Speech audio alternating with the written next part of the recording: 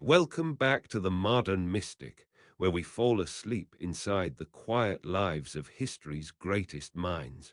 Tonight, we spend time with Jeff Bezos, long before Amazon, before the world watched or hurried his name, tracing through years when his world was full of folded library cards, creased paperbacks, and quiet determination lit by desk lamps and morning sunlight. What if genius was quiet? What if the force behind achievement was mostly gentle, repetitive, and deeply patient? What if the true beginnings of greatness were not impressive, but slow, unremarkable, and beautifully ordinary? This isn't a story. It's a slow remembrance, built from real moments and told as softly as a memory. If you've ever felt like your progress moves in small circles, or wondered if your curiosity matters in a world that moves too fast, this episode is here to help you feel less alone and more understood. You don't need to keep track or stay awake. Just settle in.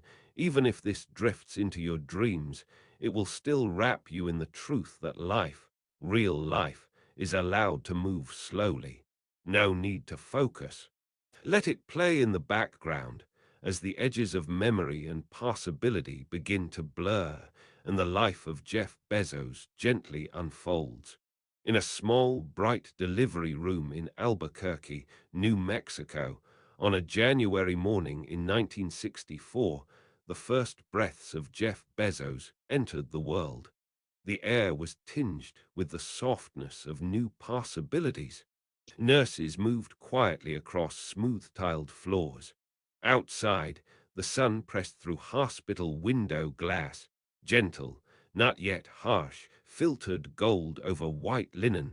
The early days were mostly ordinary. There were bottles warmed carefully, a soft blanket wrapped around small hands.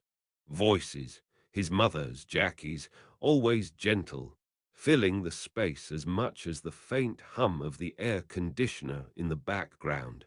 Each detail in the room had a place. Each movement was simple, repeated. It was not the story of invention yet. It was just what it is to begin. Some months later, his mother gathered him, still tiny and steady in her arms, and moved in with her parents. They were not planning for great things, just stability. In a house with beige carpets and wooden kitchen tables, with framed photographs hanging along faded hallways, Jeff's world filled with the grounded rhythm of family patterns. Daylight crept through the blinds each morning, sliding over familiar forms. The smooth ceramic mug his grandfather used at breakfast, the dry warmth of Albuquerque air filtering through the kitchen window. Jackie worked on schoolwork while her parents prepared toast or tended to the usual details. Nothing rushed, nothing spectacular. Jeff looked up at faces, listened to laughter, settled into the thick hush of ordinary days. The move to Houston marked another slow rearrangement. Suitcases packed with care, cardboard boxes scuffed along hardwood floors. The scent of tape and cardboard lingered in the air. The desert light faded, replaced by a humid warmth, a different kind of morning, with the sound of cicadas outside the window. The family apartment held a silent promise. The world would open in layers just by living it. At elementary school, Jeff's hands first touched thick paper textbooks. Desks were cool, metal and wood, edges rounded by the persistence of many years. Chalk dust hung in the warm, slow-moving air of the classroom. Teachers spoke quietly. There were simple routines. Pencil shavings curling slowly, crayons lined up in a careful row, the patient repetition of letters and numbers. He watched the world, absorbing its rules, held by the dependable rhythm of the bell in these early years. Time was not speeding. Evenings arrived with the soft glow of table lamps on whitewashed walls. Jeff's curiosity began in silence, often at a dining table, papers spread before him, his mother nearby doing the same with her work or quietly making notes. The air was thick with potential, but carried no sense of hurry, just the steady accumulation of care, observation, and presence. Some families moved often, some settled in deeply. For Jeff, movement itself became a pattern, never rushed, always considered. The journey from New Mexico to the edges of Houston did not announce itself with disruption. It was a slow unfolding, packing, arriving, unpacking, making new spaces familiar by living in them morning after morning. There is a quiet that stretches across early childhood, especially for someone attuned to solitude before the world's questions arrive. Jeff's mornings in that sun-warmed house in Albuquerque were shaped not by noise or commotion, but by the hush of routine, crisp pages of a library book spread out on a wooden table, the grain beneath his small, patient hands. The light comes through the curtains unevenly. He watches dust motes drift in slow spirals, undisturbed by urgency. His mother's footsteps are measured and soft on linoleum, a kind of music that reassures, a presence, not a prompt. A row of science fiction paperbacks, their spines faded by light, sit stacked near his bedside. His fingers learn to respect the edges as he turns each page. Breathing is quiet here. Sometimes he looks up and sees the outline of his own shadow on the floor, elongated by the pale New Mexico sun. It is not the story's end he seeks, but the texture of each word along the way, curiosity arriving, unrushed and uninvited. In the silence, he hears himself think. This is before invention, before Amazon, before anyone expected more from him than to finish his chores or return a book to the shelf. The air smells faintly of dust and old binding glue. There's time enough to notice the shapes made by light on the tile, to hear the low hum of the refrigerator in the next room. It all feels suspended, as if each hour tucks something away for later. The world is not asking what he will become. In this stillness, he is simply allowed to be.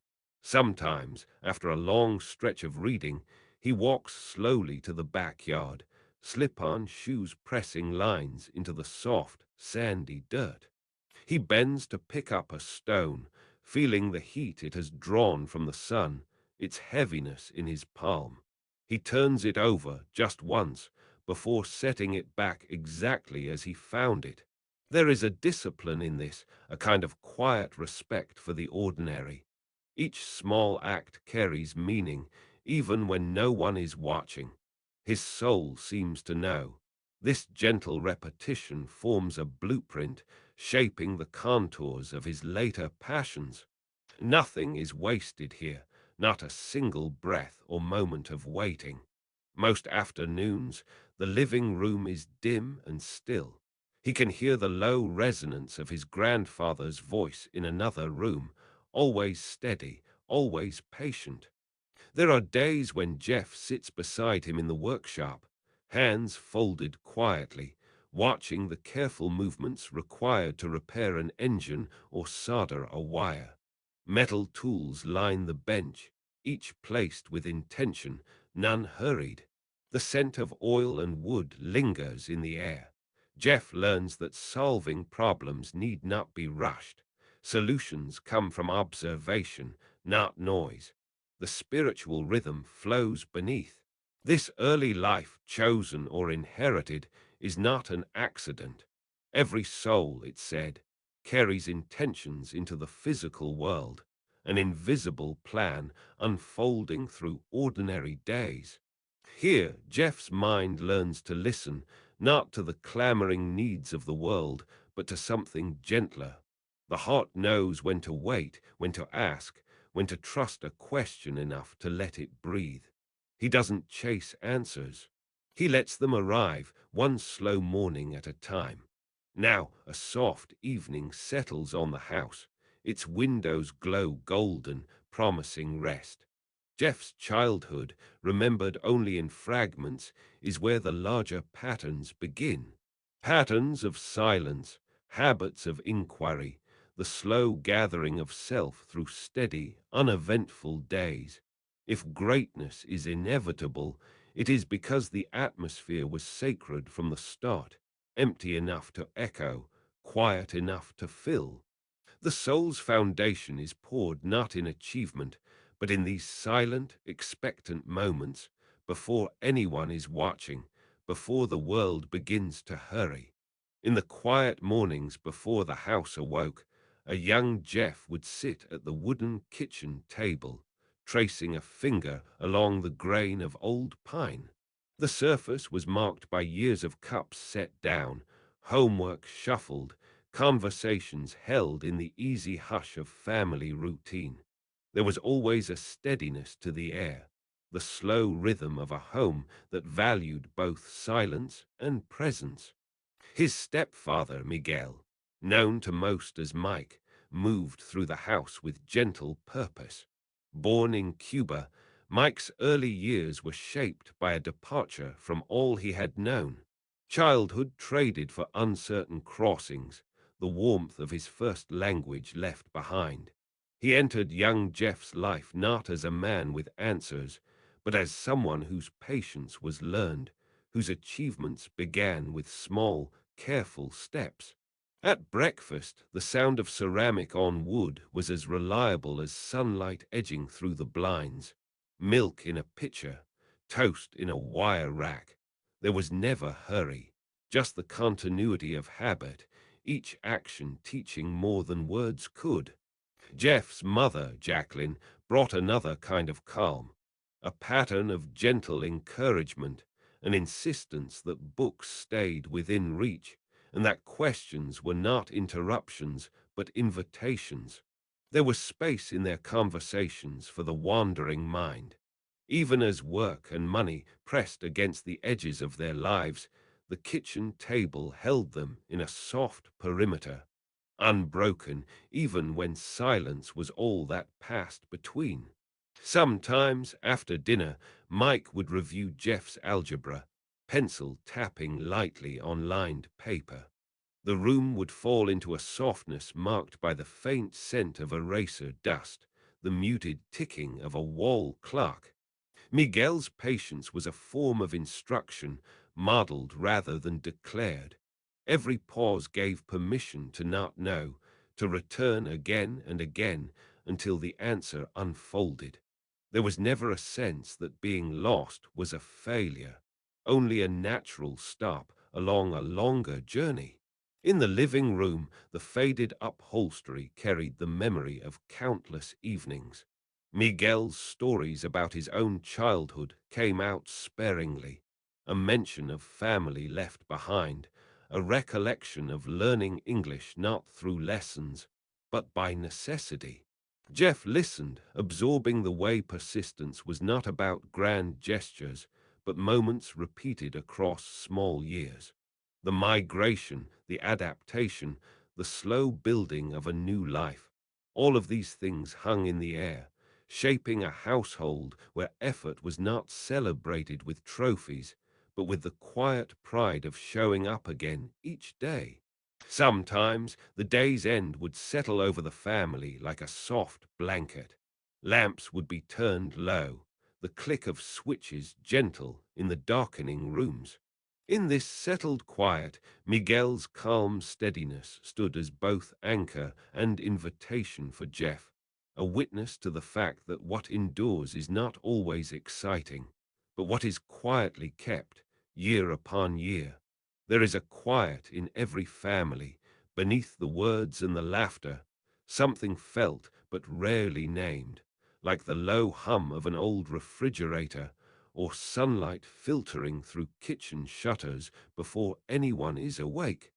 Jeffrey's childhood echoed with those near silences. In the rented house outside Houston, the floors would creak as he padded through the living room, barefoot, the air cool against the bottoms of his feet. His mother, Jackie, moved softly too, preparing a simple breakfast at the counter, hands steady on ceramic plates, the scent of toast rising, the kitchen table scattered with mail. For a child listening, family formed not just around meals, but around the daily choreography of presence, each person anchoring the house in their own rhythm, each touch a quiet agreement. It isn't always spoken, the sense that souls arrive together for reasons beneath the surface. Some mornings, Jeff would watch his grandfather, an older man shaped by decades of problem solving, lean over a worn workbench in the garage. There was sawdust on the concrete floor, sunlight catching on the rims of old jars filled with screws. Nothing in these hours was dramatic. His grandfather's breathing, a little heavier, a little slower, became its own signal, and Jeff learned that understanding often enters as gentle observation, not loud instruction.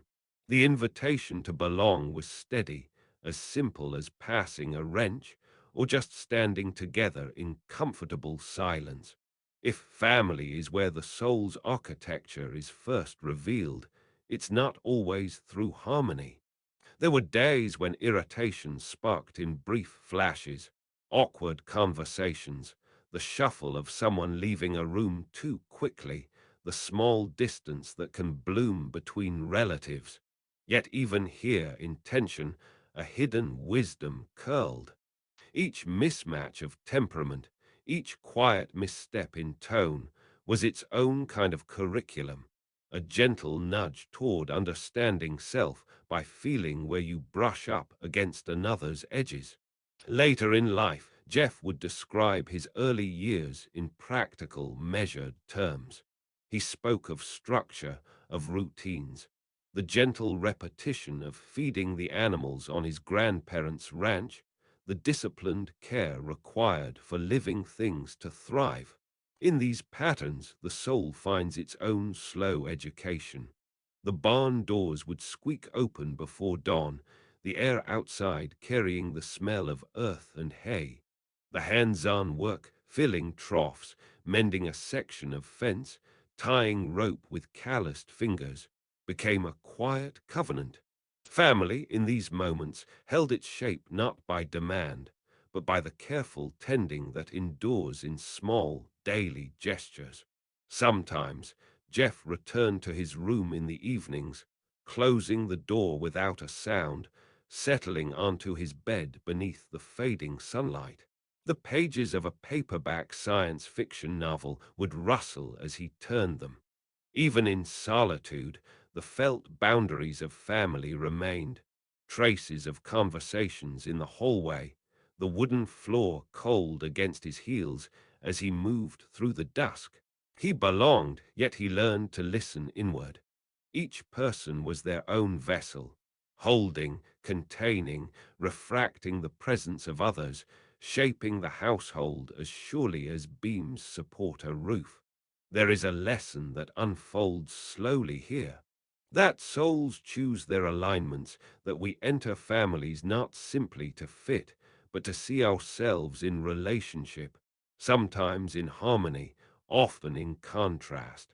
It is not a family's perfection that forms us, but its honest unpredictability, the places where we feel misunderstood as much as the places we feel seen. In these quiet classrooms, listening, even to silence, becomes an act of love.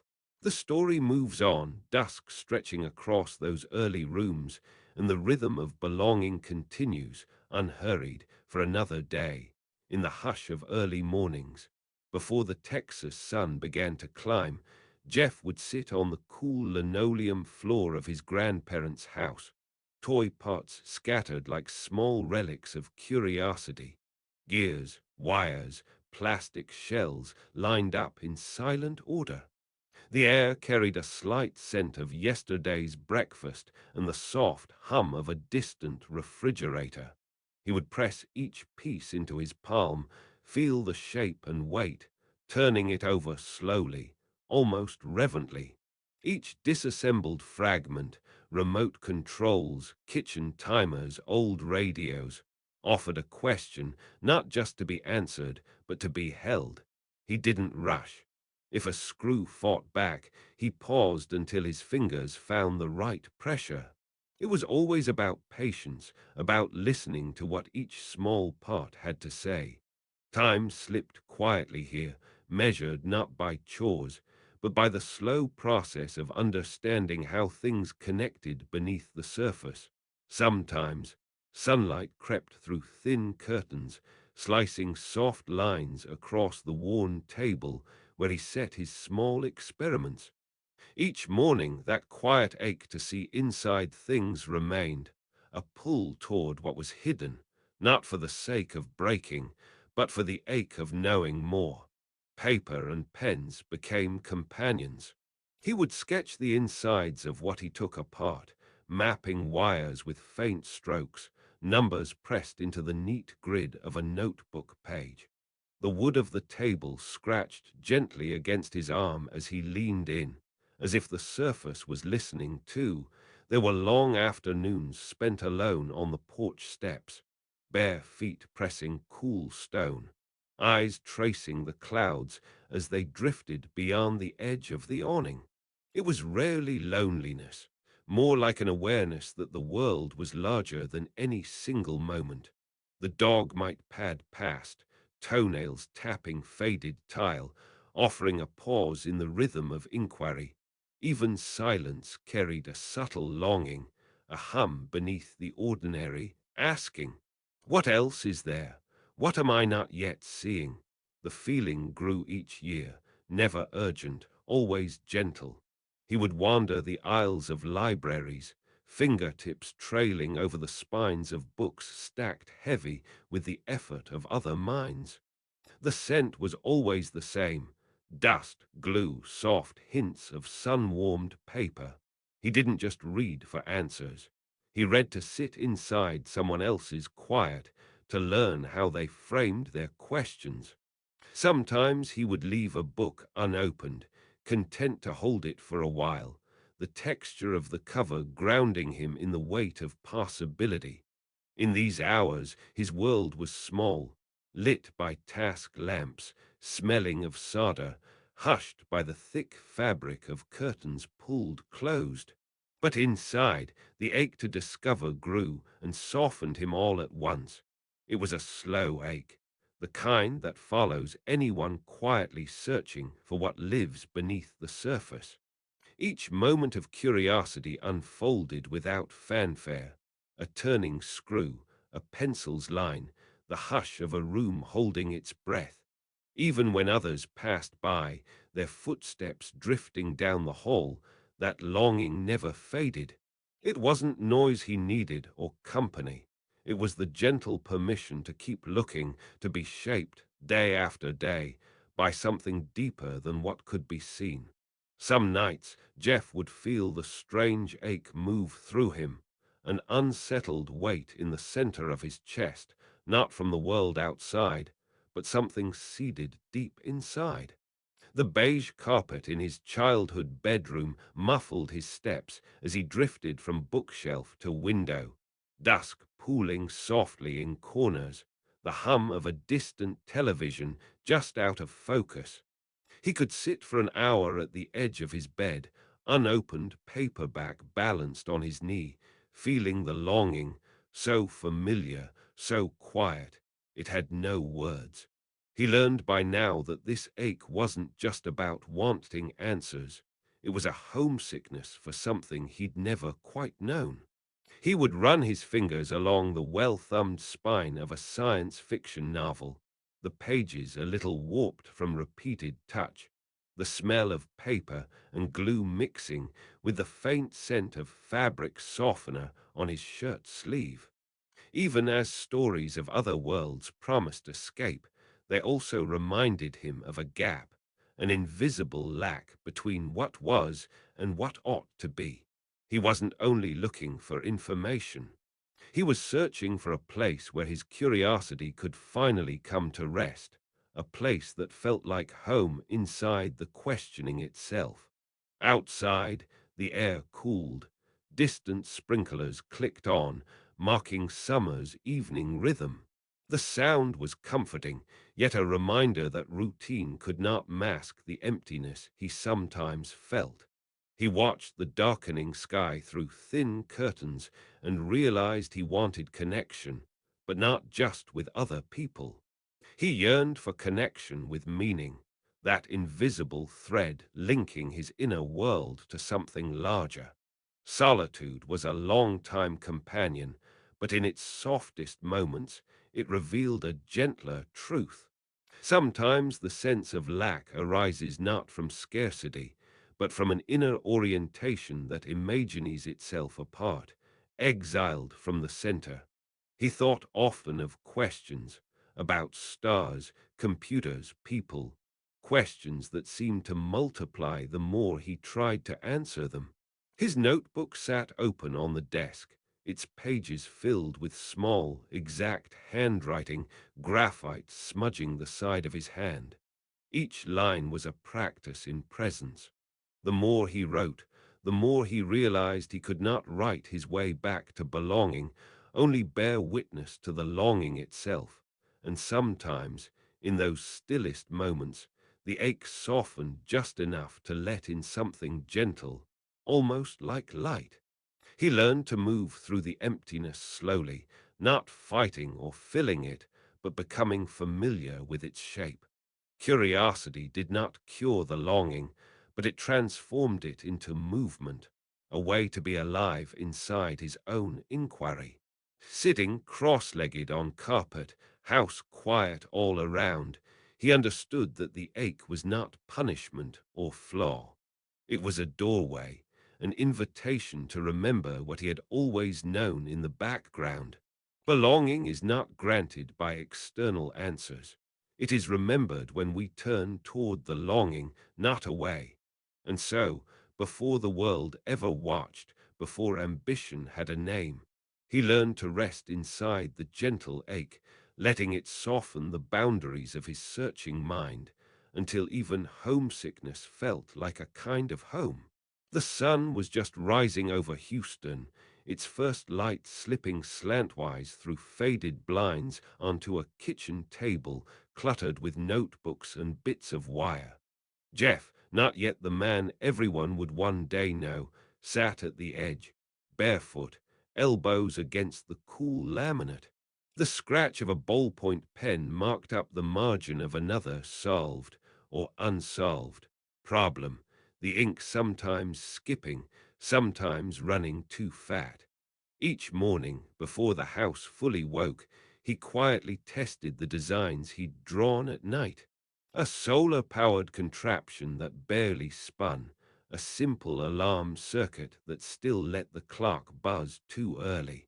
As he pressed the reset button, there was only the soft hum of the refrigerator, the weight of expectation folding gently around his shoulders. The fluorescent lights in the high school cafeteria flickered as Jeff folded a paper napkin into even quarters, his palms steady against the laminated table. He could hear the faint hum of the air conditioner blending with the scrape of plastic chairs on tile. Years before Amazon, these moments of disappointment crept quietly into his days, unwelcome and instructional all at once. There was the failed attempt at creating a summer camp for younger children, a plan written on inexpensive notebook paper and diagrammed in blue ink, the pages curling slightly at the edges with Texas humidity. Jeff's friend had lost interest halfway in, and the sign-up sheet stayed almost empty. The sting of it pressed like sweat beneath his cotton shirt, and he sat beside the window, allowing himself to feel the embarrassment.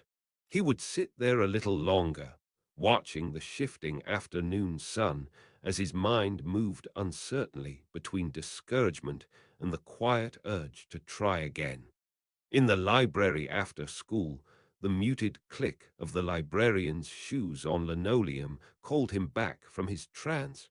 Here, amid neat columns of spines and dust motes floating in strands of late-day light, failure became a companion, a familiar presence in every attempt to learn more than was expected or comfortable. Each unopened reference book, each misunderstood concept in a thick textbook became a quiet teacher.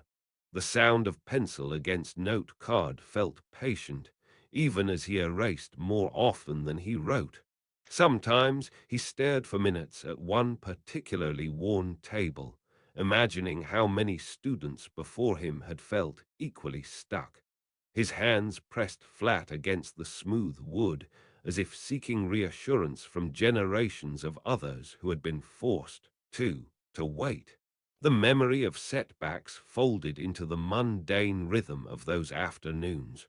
On difficult days, he would let himself simply notice the disappointment, the coolness of a library window against his forehead, the slow exhale that came with acceptance. He learned over time that what appeared as a detour or delay was never wasted. Evenings with unfinished plans stacked beside his bed, ink-stained loose-leaf pages clipped together, waiting, became proof of a life lived in the presence of waiting.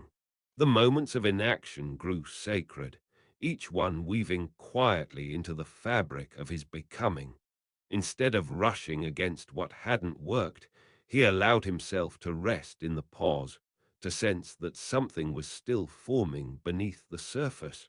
It wasn't quick, it rarely felt triumphant, but slowly Jeff began to trust the current that moved beneath his choices.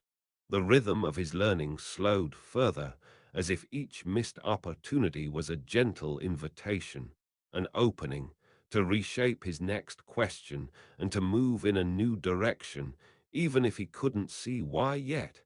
His obsession softened into clarity. He didn't push, he watched. He let life surprise him, one waiting season at a time. It always began in the same way, with the hush of the car's interior, the faint scent of vinyl, just after the sun had lifted, but before the world truly woke. Jeff's grandmother would park outside the local library, gravel softly crackling beneath the tires, and he would watch the light filtering through the windshield, dust drifting slowly like it had nowhere urgent to go. There was no rush, no chatter, only a steady rhythm in gathering books and notebooks, maybe a sweater folded over his arm. His footsteps on the entry carpet were quiet, the sound dampened by thick weave, and the air inside was cooler, tinged with paper and binding glue. He moved through the stacks with a purpose that was gentle but clear. His hand would hover over rows, brushing the spines, sometimes pausing to read the jagged, gold-embossed letters. The books on rockets, computers, far-off galaxies, all stacked with care at the end of a narrow table. He would arrange them, tallest to shortest, or by subject, always making small adjustments, as if the act of ordering them was its own ritual, a preparation for listening. Pages would whisper as they opened, dust rising, the faintest trace of old ink. He'd sit for hours, elbows on the wood, tracing the neat boxes and diagrams of circuitry. Light dripped through the high windows, warming the open pages. Sometimes he'd pause, close his eyes, and rehearse each idea, building imaginary models in his mind. His fingers, idly tapping the tabletop, mirrored the slow turning of thoughts. The order of information, practiced again and again, seeped in until it became more than knowing. It became a rhythm of being. Each schematic copied in pencil became a familiar path, the stroke of lead against smooth, slightly yellowing paper. At home, repetition continued in quieter, more private ways. In the converted garage, he would return to the same workbench, clean, save for a scatter of circuit boards and overused screwdrivers. The smell of solder drifted up, sharp against the softness of cotton sleeves. He practiced not just building, but rebuilding, taking apart, then fitting each piece back, aligning parts with respect, as if honoring their order gave order to his own mind. Even his restlessness had shape. He'd stand, look out the window to the backyard, breathe the faint, sweet smell of grass, then return. Another round, another careful alignment. The discipline of stacking books mirrored the discipline of reading, and that mirrored the discipline of tinkering. This practice, routine, almost meditative, wasn't loud or heroic. It was small, incremental. There was comfort in repetition. Each visit to the library another chance to start over. Every book reread a layer deepened. Every switch clicked a signal to keep going. If he ever felt impatient, he rarely showed it. He learned that true traction came not from force, but from the slow, steady layering of understanding. Curiosity, he realized, was not a fire to be stoked all at once, but a quiet ember trusted and tended day after day until the habit became himself. There is a gentle ritual in the sound of a library cart, its metal shelves gliding across the linoleum floor in the early hours. Jeff walks slowly behind it, his hand guiding the edge, returning books spine by spine. It's a practice of small, deliberate movements, quietly aligning each volume in its place, page edges flush with old wood. The repetition is almost invisible, but every action has its own rhythm. He notices the dust on the covers, the subtle squeak of rubber wheels, and the scent of bound paper warming under fluorescent lights. It's not exciting, but the mind focuses when the hands repeat. Down the narrow aisles, morning sunlight filters through frosted glass, softening the sharpness of the world. He pauses to adjust a crooked book, drawing a finger along the shelf. There is satisfaction in this, seeing a row go from chaos to order, tiny asymmetries settling into pattern. The mind, too, finds clarity in small structure. Repetition is not tedious when it is chosen. Each returned book is a kind of vow, a return to the beginning, a promise to honor the slow foundation before anything new is built. For Jeff, the discipline of repetition becomes its own art. One by one, each task shrinks the outside world until it quiets. The hum of fluorescent bulbs becomes a meditative drone, the library's climate control cycles on and off, guiding the movement of air, another kind of rhythm that the body absorbs. Thinking back, Jeff would talk about his early years as a study in habit, how the simple act of finishing what you start, even shelving books or labeling microfiche, forms an inner muscle, not overnight, but hour by hour. Genuine mastery comes with the patient tending of ordinary things, by returning again and again to the task, bringing full attention to something small until it slows the heart and steadies the breath. When the work is done and evening sunlight crosses the tile, there is a quiet sense of satisfaction in the orderly rows. But spiritual growth isn't found just in completion. It is shaped by the space in between, in the near invisible moments, where intent meets action and habit becomes memory. He would not call this enlightenment. It was just what needed to be done. Sacredness lives in repetition when it is held with presence. The world outside the library could be uncertain, chaotic, but here, within schedules and stacks, was a rhythm he could trust. Over time, every life shapes itself around these unseen cycles. The patient repetition becomes a kind of meditation, no end goal, only attentive return. That was the beginning of his clarity, just shelving books, moving quietly, one breath after another. Inside the faded light of an early Austin morning, the walls of a teenage bedroom hold more secrets than shelves of trophies ever could. There is the sound of pencil lead, firm against lined notebook paper, daily lists, scraps of calculations, lines copied from textbooks patiently. Outside the window, the world is waking up, distant sprinklers cycling their steady mist onto patchy grass, the click and hiss a background to stillness. Here, nothing feels urgent. There's just a boy at a small desk, tracing paths between curiosity and discipline, rarely distracted. On the desk, a spiral-bound math journal buted up against a borrowed library book. Its spine is creased and quietly loved, the dust jacket long gone, evidence of hours spent on worn couches, elbows resting on corduroy arms. You can almost feel the fabric underneath his fingertips and the faint scent of binding glue and ink. Sometimes, before the house stirs, he reads the same passage 3 or 4 times, letting the meaning unfold as slowly as morning itself, unrushed, content to repeat. Across the room, an old computer hums quietly, a family hand-me-down. Its screen glows with simple code. There is a heaviness to the air, not from pressure, but from attention. Minute by minute, a spreadsheet fills in. The sun begins its gentle crawl across the blinds, casting thin bands of light on the floorboards. Now and again, Jeff stops to listen, more to his own breath than to any outside noise.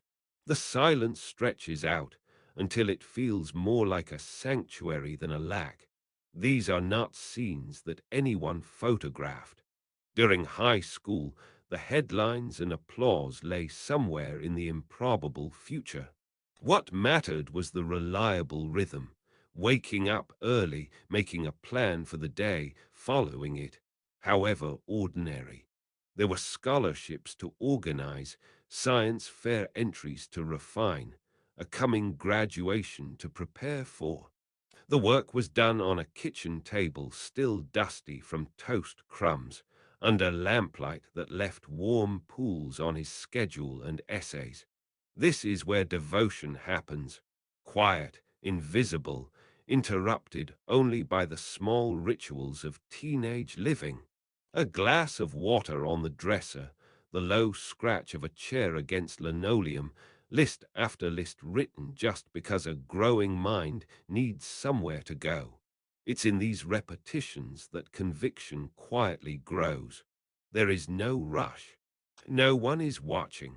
The world outside is barely stirring, even as small revolutions of thought turn beneath a single wool blanket. Between one early morning and the next, when the calls for more sleep come from down the hall, or when he pauses to gaze at the pattern of dust swirling in a slant of daylight, he doesn't move quickly. These moments of inaction are as intentional as the effort, the quiet waiting, as much a part of building as the stacks of completed problems or the annotated pages of science fiction novels. Hidden devotion, seeded in silence, watered by patience, repeating itself day after unnoticed day. There's a particular shape to the hours that pass before anyone notices you. In those mornings, long before Amazon or interviews or any reason to expect attention, Jeff returns to his dorm room after an early shift at the student newspaper. The hallway is hushed, doors still closed, the stale echo of linoleum beneath his shoes. He presses his hand against the door, the paint ever so chipped and cool to the touch. No one is watching, but he moves with that inward sense of care that is for no audience at all. The way he lines his shoes side by side before crossing the rug, the gentle lift and pause in setting down his coffee mug, as if even this should not wake the neighbors. Silence is not just the atmosphere, it is the companion, as real as breath. Across the desk, a stack of printouts waits, programming problem sets, dog-eared science fiction paperbacks, a battered library card showing more wear than the wallet he keeps it in. The edges are soft from use, the color sun-faded. Before sitting, he runs a finger down the spine of each book, pausing, appreciating how the covers hold faint warmth from the sunlight filtered through the blinds. In this room there is no applause, no eyes keeping score. Yet the discipline holds, shaped not by fear of failure, but by a quiet reverence for the pattern of repeated effort. One line of code, one paragraph, one gentle folding away of yesterday's notes. Hidden devotion rises not in the grand gestures, but in the dust that settles on a desk undisturbed. He remembers the advice of a high school teacher who said, almost absent-mindedly, that real progress happens when you're too absorbed to notice yourself succeeding. There's an ease, a timelessness in those stretches of total focus. Another hour spent fixing a program's logic bug, the soft click and return of a keyboard, the worn indentation where his elbow always rests. Sometimes he hums without knowing. Sometimes, lost in thought, he nearly forgets a meal, but there is no sense of deficit. Only the slow, safe saturation of attention that isn't for show. In this unseen rhythm, he avoids making announcements of his effort. The day passes, and no one can tally the careful revision or the mental turning over of a problem while staring at the cracks in the ceiling. The sacredness is in what is left unshared. A worn scrap of graph paper tucked behind the lamp, ink smudges on his palm, the order of objects on the shelf just the way he prefers them.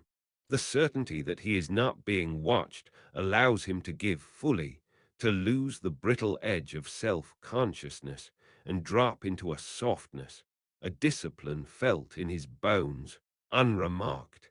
There is the freedom in moving quietly through his rituals.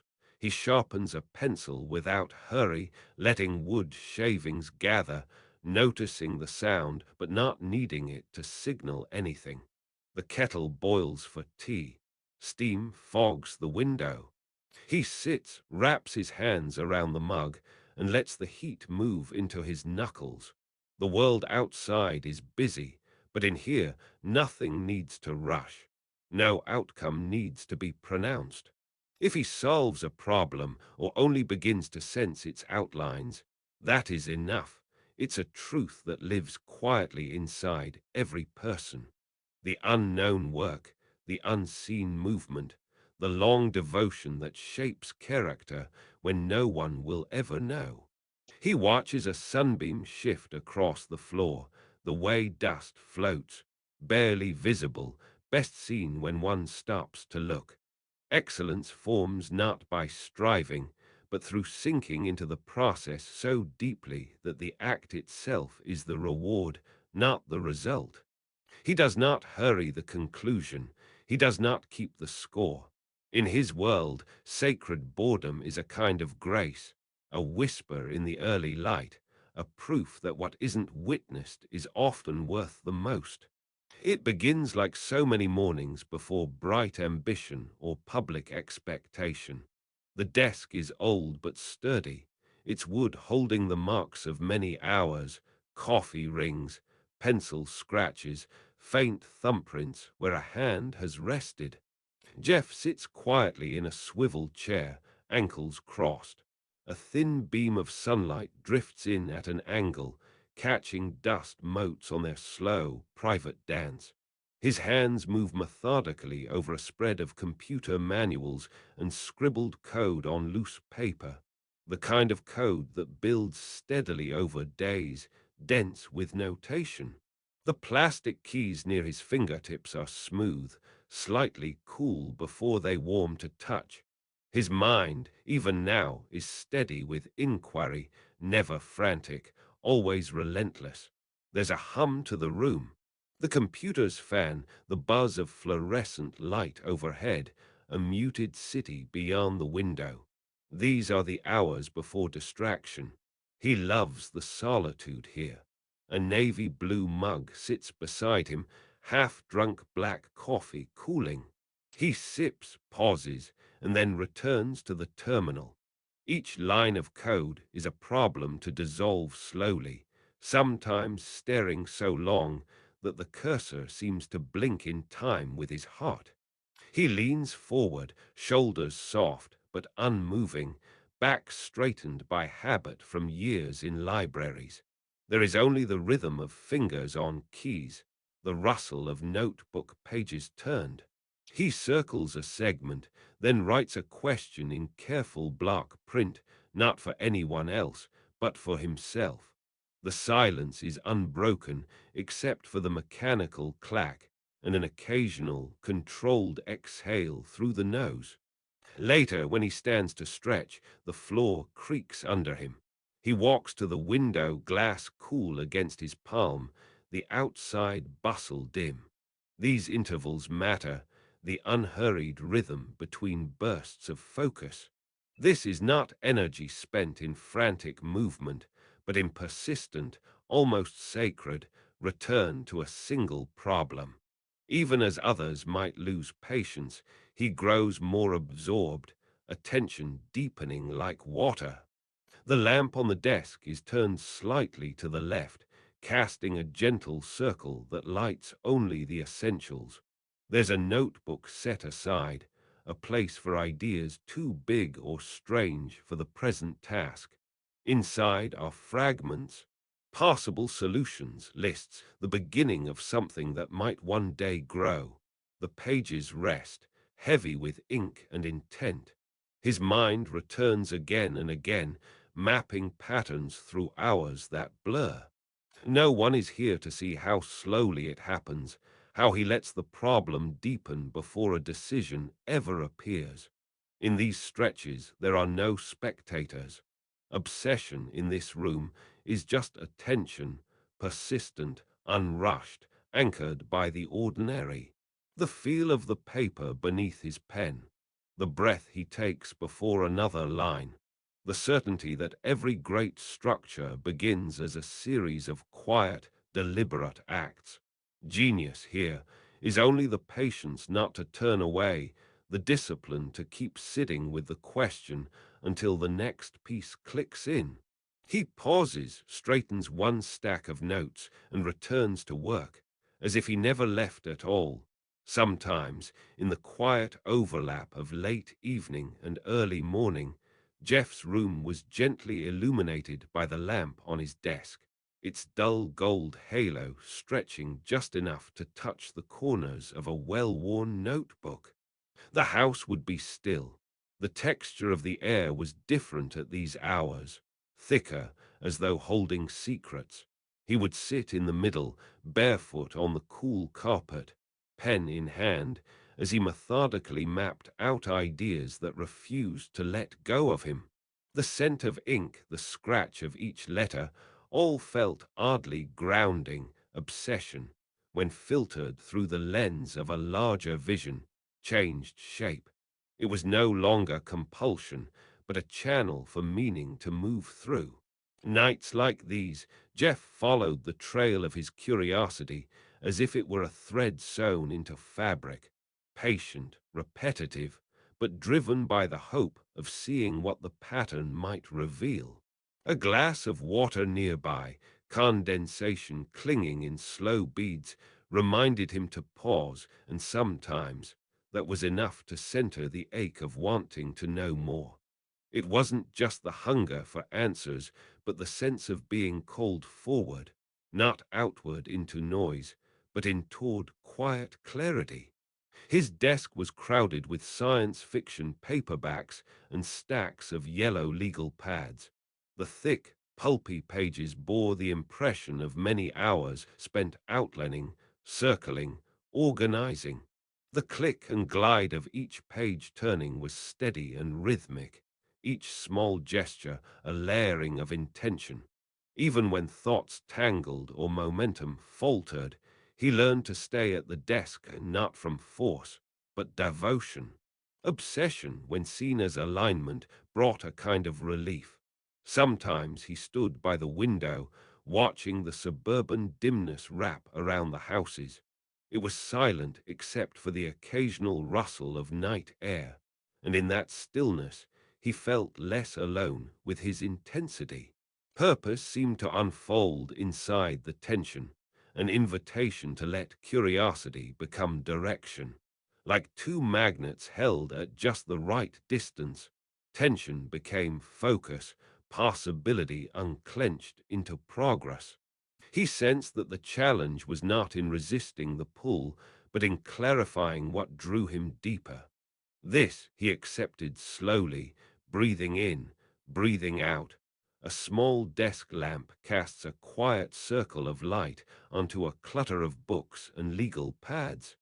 The rest of the room stays hushed, corners dissolving into shadows. Each night, Jeff sits, shoulders slightly forward, wrists brushing the rough paper edge. The stillness is thick. Somewhere a clock ticks, marking out the time that slips unspoken between work and the soft dark. He reads, records, calculates. The pure focus feels almost medicinal, but every so often his hand hovers above a page, caught between sentences, remembering something not quite at hand. There were weekends when a gentle sun fell through Tucson windows, catching on dust and the dented lip of ceramic mugs. Once, mornings had been shaped by bike rides with friends, the familiar hum of tires trailing over warm asphalt. That simplicity now lies suspended, traded with the slow certainty of choice. Each new theory inked onto notepaper pushes those bright, unhurried hours further into memory. Even the scent in the room carries change. A faint tinge of solder, machine oil, library books stacked along one wall. The phone on the desk sometimes rings, brief, unwelcome. Conversations grow thin. There are pauses between words with loved ones, as if everyone feels the quiet gap growing, an absence measured in the slow loss of small rituals. Some nights he still writes careful letters to his grandfather, but the pages grow shorter, the handwriting tighter. Intimacy costs him time now. Dinners are sometimes missed or eaten alone, cold leftovers, the clang of forks against plates echoing in a kitchen filled mostly with the hum of the refrigerator.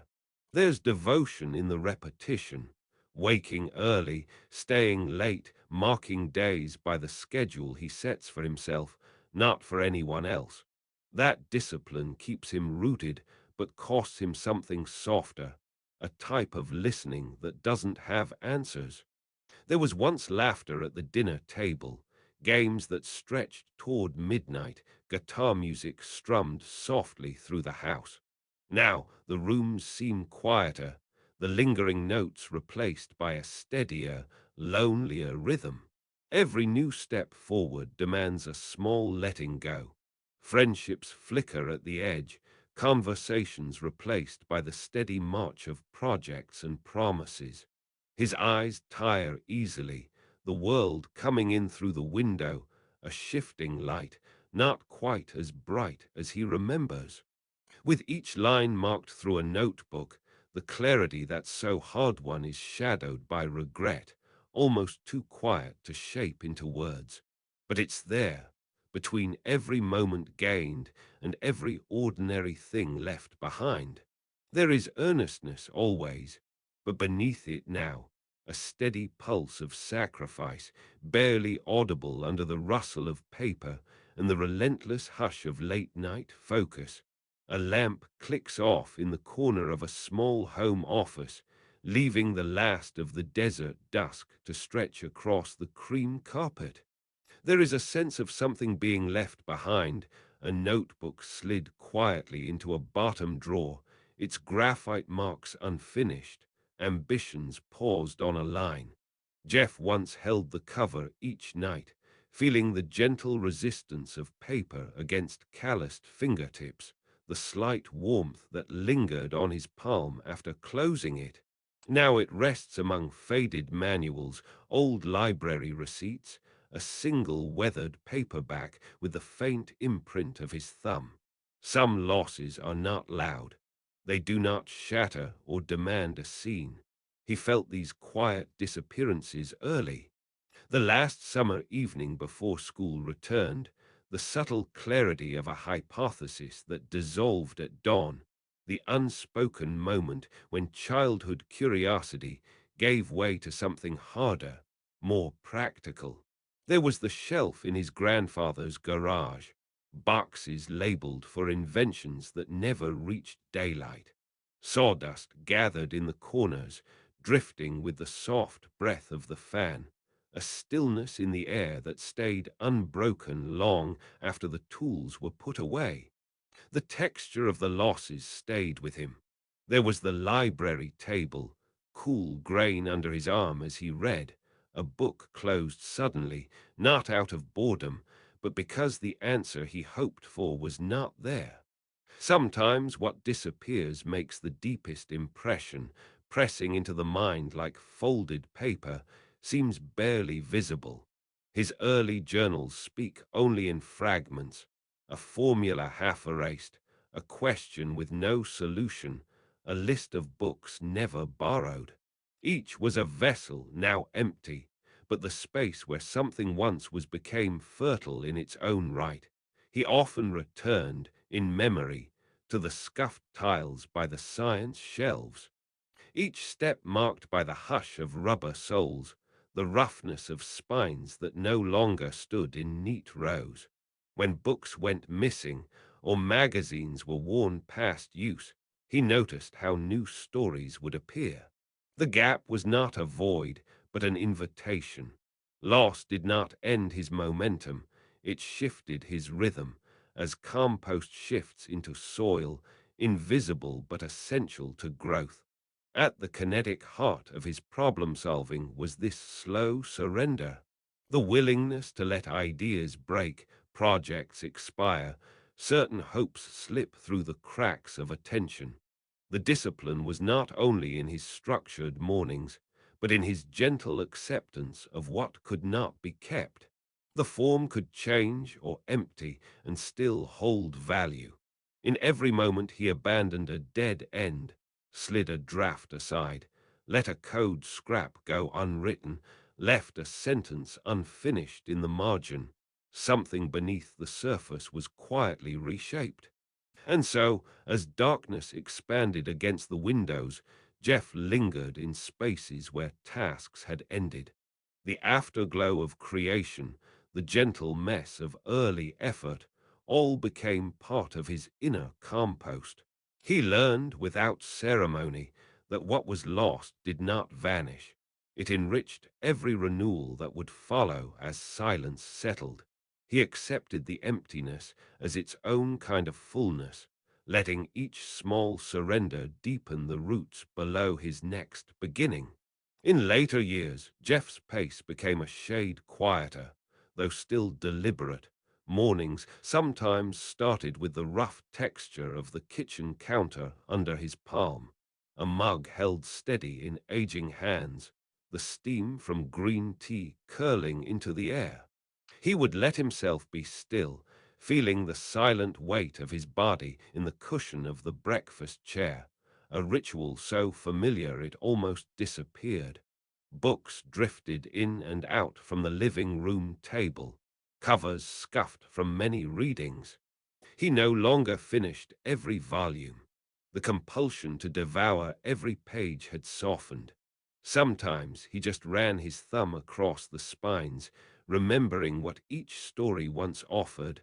Light would filter through wide windows, breaking into gentle patterns on the wood floor. The world outside pressed closer, the sound of morning news, the hum of distant engines, birds gathering on telephone wires.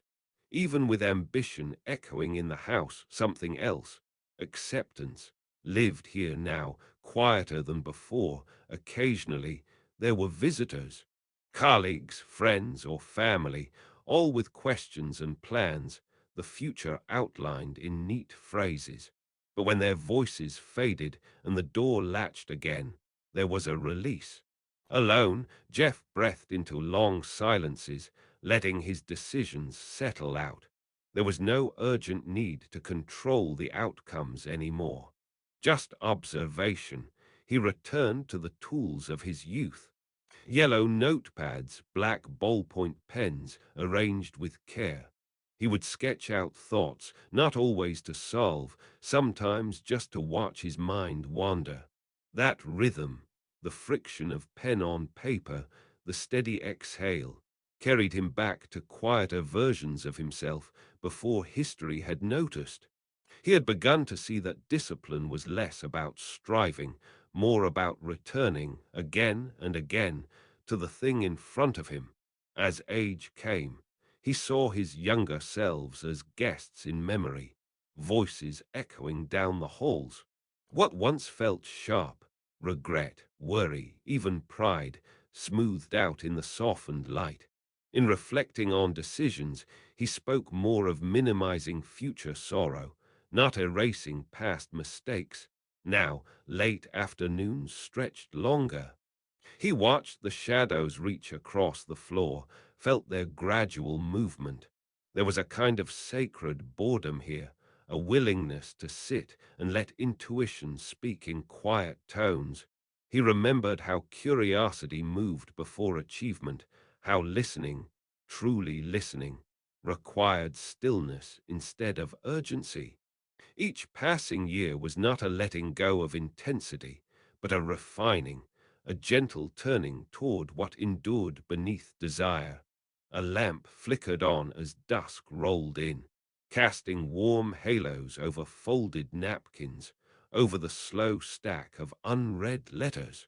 With age, Jeff's world had acquired softness, not the absence of courage, but the presence of patient clarity, the kind that comes after so many years of pushing, when you finally pause to witness what remains.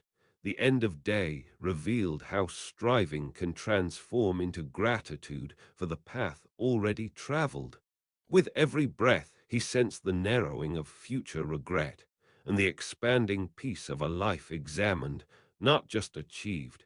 He learned, in these twilight moments, that greatness grows quiet with time, and that the boldest act might simply be to stay present as the evening settles in.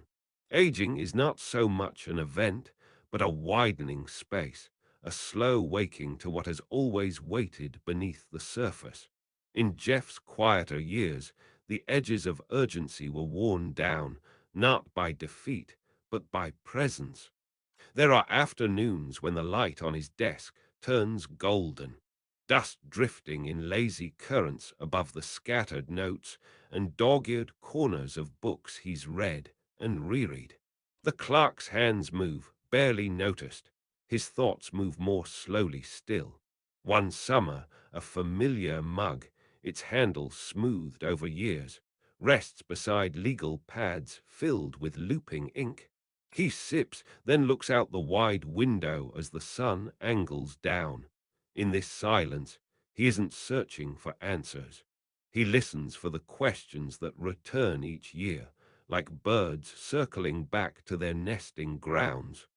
They are different from the sharp inquiries of youth. These are original questions, unhurried, shaped by the seasons of living. What matters, what endures, what remains even as the world grows loud. The surface of his desk is soft with the oils of his hands. The groove worn into the oak remembers each time he paused mid-thought, placing his palm flat as if to feel the wood's memory. With age, his habits turn inward. Daily walks become softer, unspooling through the quiet corners of his neighborhood, noticing the way morning air holds the scent of rain on concrete. He no longer tries to force clarity, accepting the grace that uncertainty brings.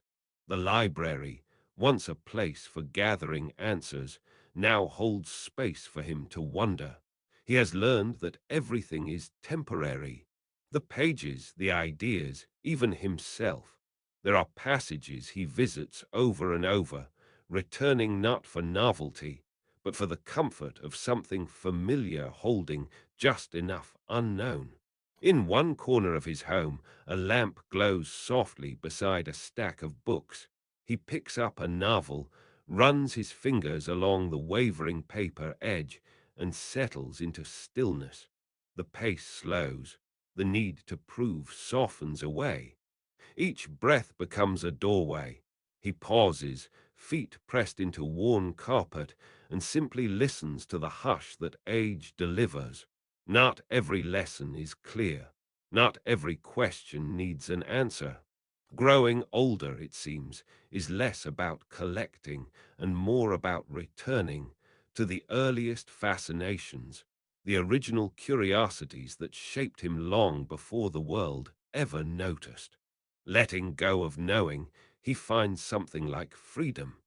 Age has flowered his questions, made them richer, deeper, less urgent, more alive. He honors the past self who built, who planned, who pushed, and honors this new self who waits, who listens, who lets the moment open like a hand into mystery. It's late in the house, and nobody comes to find him. The desk lamp casts a pale circle of light onto a thick science fiction hardcover, the library's reshelving date stamped in purple along the back page. In the quiet, Jeff turns each page with careful fingers, pausing, reading a line twice, sometimes three times. The window next to his desk is slightly open, and the soft hum of summer insects drifts into the room, merging with the low trill of distant appliances. He adjusts his glasses and continues, losing himself in other worlds where logic and wonder live together, where explorers move quietly through unknown territory, trusting curiosity more than certainty. The chair is wooden and hard, left over from another room, but it grounds him, keeps him upright and alert as the narrative loops around another universe. He sits still, allowing impossible ideas to sink into his mind. Somewhere in the background, his mother's voice echoes from the hallway, a reminder that someone else is awake. But it fades, and he remains anchored to his world of antimatter drives and diplomatic starships. Each night, these pages become a doorway. He imagines not just the landscapes and starfields, but the hum of a ship's corridor underfoot, the light bouncing off metal walls, the uniforms with their neat seams. He wonders what it feels like to solve a problem no one else sees, to try version after version until it works, to watch a mechanism come alive under his own hands. Nearby, a scratchy notebook waits, open to a page scrawled with diagrams and lists. Ink gathers where his pen has lingered, thick loops that mean nothing to anyone passing by the desk. But to Jeff, these are memories of imagined engines, alternative realities, private sketches that turn ships and theories into real-world models. There is a reverent quiet around the act, a sense of an inner door swinging wider each time he draws. Nothing needs to be shared yet. The act of creating is enough. A plastic model kit is half finished on a side table, tiny parts organized by type, some still attached to their plastic frames. The glue has a faint chemical smell, blending with the paper scent of books long borrowed, often returned late. His mind drifts between the stories he reads and the futures he builds for himself in silence. There is discipline here, not the kind others expect, but an inner agreement to keep showing up. Daydreaming in his world is allowed to be methodical. It's as if he understands, even at this age, that the future isn't random. It unfolds slowly, assembled out of patient fragments, the hushed click of plastic parts, the crisp sound of turning pages, the internal voice asking, "How can this be real?" In these evenings, obsession is gentle. Clarity is an undercurrent, and creativity is not performance, it's sanctuary. This is where curiosity has room to grow, quietly, persistently, before anyone else is watching.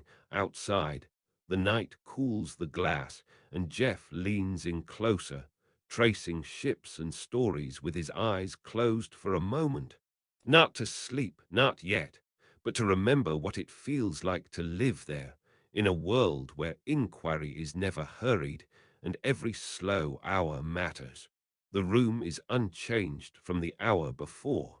Moonlight still moves in quiet shapes across his shelves, over stacks of magazines and dog-eared notebooks, spilling across the carpet where his socks lie folded, a soft marker of daily order. There is a pull inward, a silence thicker than sleep. Jeff's eyes are closed, but somewhere inside, the rhythm of his early mornings continues. Reading shaped him, the hush of turning pages, the particular weight of a textbook against his chest, the static snap of science fiction covers that lit up new landscapes in his mind. Long before Amazon or boardrooms or headlines, these were his private awakenings. Every night, a rehearsal for becoming. You can sense him breathing evenly, even now. Back when he was a boy, the glow of a small lamp making the bedspread appear almost blue. He returned to familiar passages, as if reciting a secret incantation. There is comfort in repetition, the pattern of translated equations, the half-forgotten character arcs, the slow build-up of assumed realities in the mind of a child. Here, worlds are retrieved, the soul blueprint quietly redrawn. The window is open just a crack, enough to sense the scent of night air mixing with paper. Each inhale carries traces of old library varnish and summer grass. Somewhere a moth bumps the glass. He stirs, not fully awake, caught between the drift of dreams and the echo of memory, that faint borderland where old lessons glow. In this liminal quiet, sense and story blur. The mind repeats what it has rehearsed, blending the material world, fabric, ink, soft air, with the ineffable logic of hope. As below, so above, what he practices alone becomes the architecture of tomorrow, quietly real inside him first. He never fights for new visions. Instead, he lets curiosity rise on its own frequency, noticing patterns, honoring the tempo of his interior world. Each unresolved question, each loose strand of an idea, waits patiently here, floating across the dark, the way starlight travels through space, unhurried and whole. Even uncertainties rest easily by the pillow, becoming part of the design he carries forward. You can almost hear the gentle cadence of his young breath, the way night draws out the unspoken blueprint, revealing what can only be seen when the outer world grows still.